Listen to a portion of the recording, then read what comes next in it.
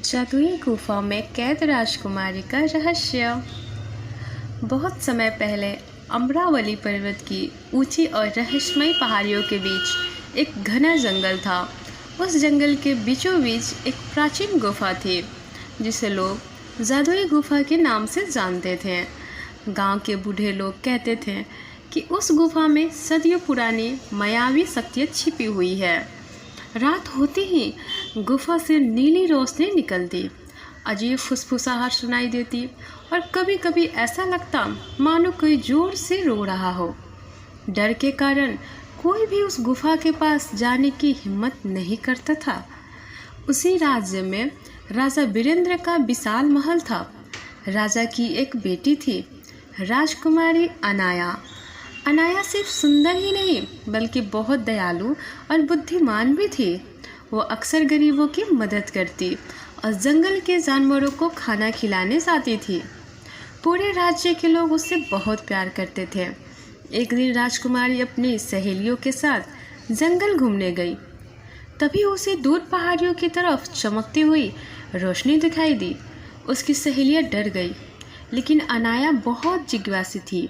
वो अकेले ही उस रोशनी के पीछे चल पड़ी।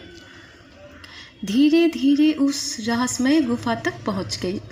गुफा के अंदर से एक मीठी आवाज़ आई, आओ आओ राजकुमारी, मैं तुम्हारा इंतज़ार कर रहा हूँ। अनाया को लगा शायद कोई मदद मांग रहा है।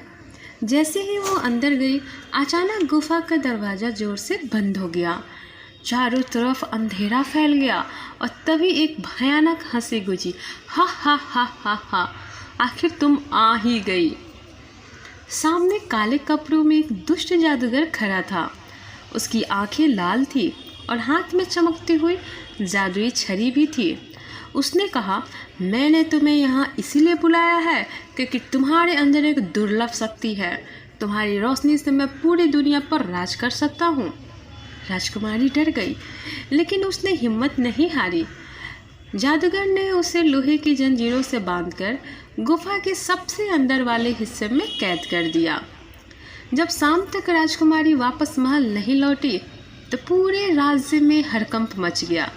राजा वीरेंद्र ने सैनिकों को चारों दिशाओं में खोजने भेजा।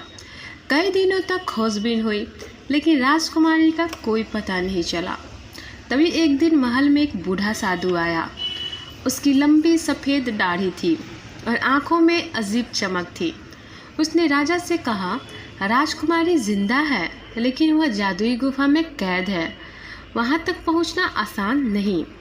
रास्ते में भ्रम, डर और लालच की कई परीक्षाएं हैं।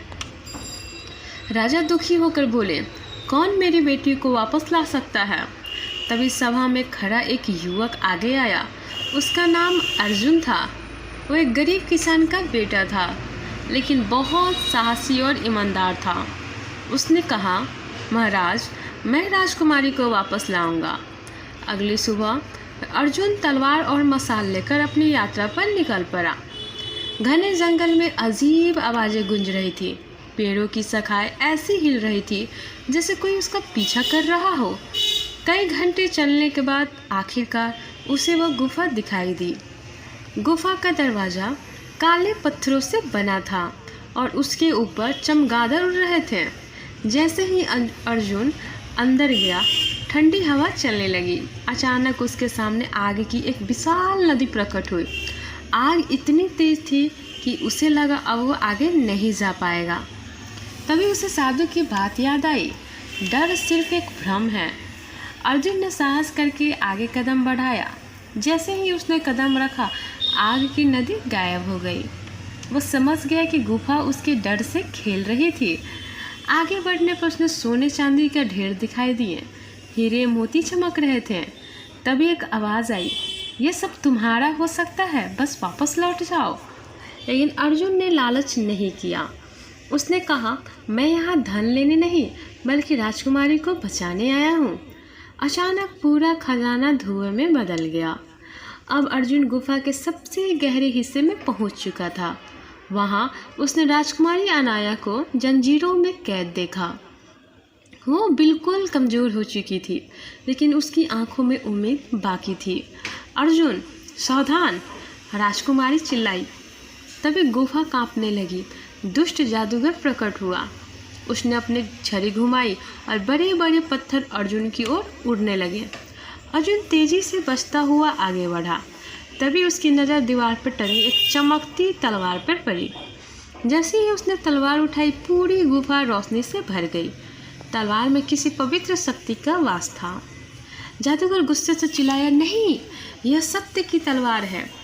अर्जुन ने पूरी ताकत से तलवार घुमाई। तेज प्रकाश निकला और जादूगर की जादुई छड़ी टूट गई।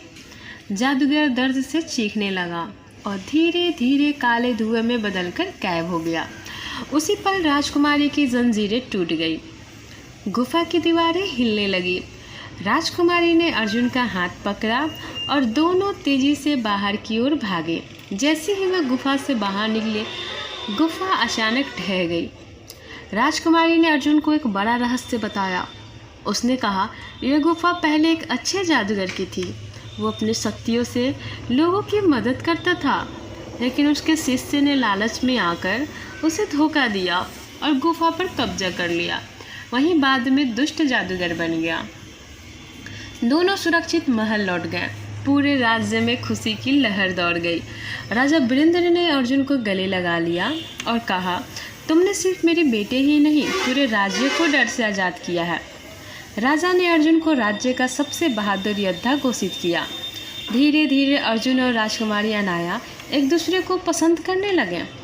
कुछ समय बाद पूरे राज्य में उनकी शादी बड़ी धूमधाम से हुई। उस दिन के बाद जादुई गुफा का डर हमेशा के लिए खत्म हो गया। लोग वहां जाने लगे और उस जगह को साहस, सच्चाई और प्रेम की निशानी मानने लगे।